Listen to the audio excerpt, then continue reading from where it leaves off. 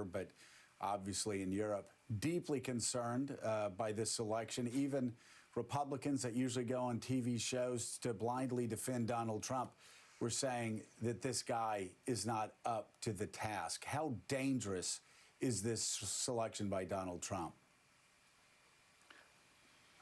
About as dangerous as asking me to fly a plane, given that I have absolutely no pilot experience whatsoever. It's a ridiculously insane choice. The man has no qualifications to run the intelligence community. Given his background, he has no management experience either, and he's suddenly being asked to oversee 17 different intelligence agencies. This guy has two qualifications. One, he's good on getting on Fox News and on Twitter. And second, he's apparently a gold member in the Trump Hotel Club. Beyond that, there's no qualifications we can talk about. He, even in his previous job, which was U.S. Ambassador to Germany, which, by the way, as I understand, he's going to keep. He's supposed to be simultaneously the acting ODNI and the U.S. Ambassador to Germany and the special representative to Serbia and Kosovo. And he'll successfully fail at all three jobs. Dan, and he's, Claire, let me just read you really quickly what the largest newspaper and most influential newspaper in Germany said of the U.S. ambassador, who proved that he was in way over his head from the first day there. Grenell is vain, a vain, narcissistic person who dishes out aggressively but can barely handle criticism. His brash demeanor hides a deep insecurity. Grenell knows little about Germany and Europe, and his knowledge of the subject matter is superficial, and that seems to be about the kindest thing you can find about this guy's work in Germany. Yeah, I mean, oh, sorry. Go ahead, Dan. No, go ahead.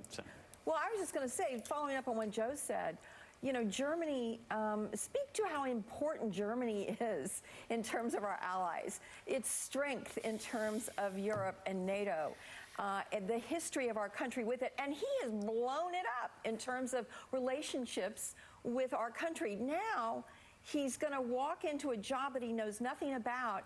And do you get any sense, Dan, that any of the Republican senators are willing to stick their head up and go, maybe this is not a good idea? I mean, my understanding is that they're not necessarily going to be publicly criticizing him. I don't think we've heard anything from Senator Burr yet, who's the chair of the Senate Intelligence Committee.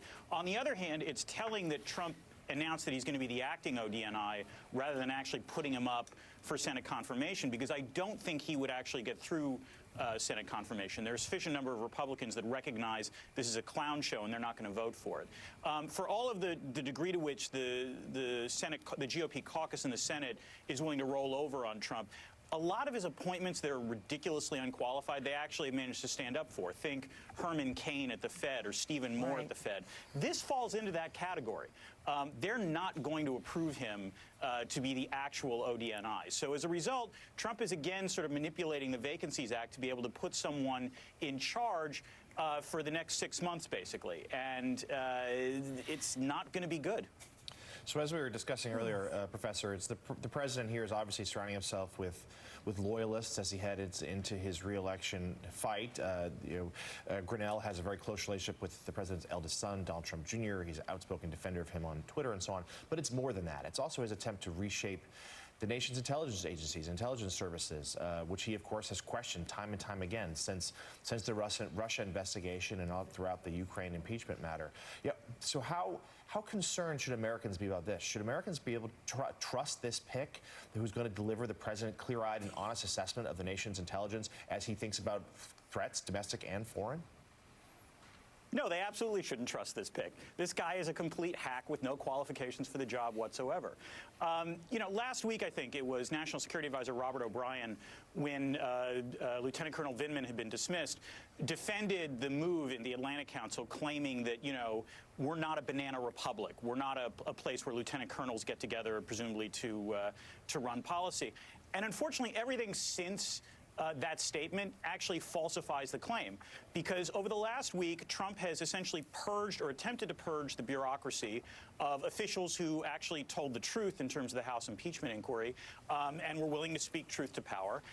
He's pardoned cronies and people who have reached him through Fox News. And now we have this pick, which is he's appointing people solely based on loyalty as opposed to anything resembling competency. So I have bad news for Robert O'Brien. We are a banana republic now. Hey, Dan, it's Willie. Want to ask you again about the debate quickly. We didn't get to foreign policy last night. Obviously, we're introducing Mike Bloomberg, and the candidates were going at each other quite a bit. But I'm curious, as someone who studies the world and who knows foreign policy so well, as you look at that stage of 6 people, is there someone who stands out to you as having that sort of gravitas that we talk about to be the commander-in-chief? Well, I mean, of the ones that are on the debate stage, you'd obviously have to talk about Joe Biden. I mean, he has the most actual foreign policy experience, which was something he kept trying to say during the debate. I think he was the one who talked about the fact that he'd met President Lopez Obrador of Mexico, as well as his predecessor, as well as the predecessor before him. But I would actually argue that one of the interesting things about the debate last night was that the presence of Bloomberg and the rise of Bernie Sanders forced the other 4 people on the debate stage to really up their game. You can argue the other 4 really all had their best debate last night. So in that sense, I think competition is a good thing. Daniel Drezner, thank you so much.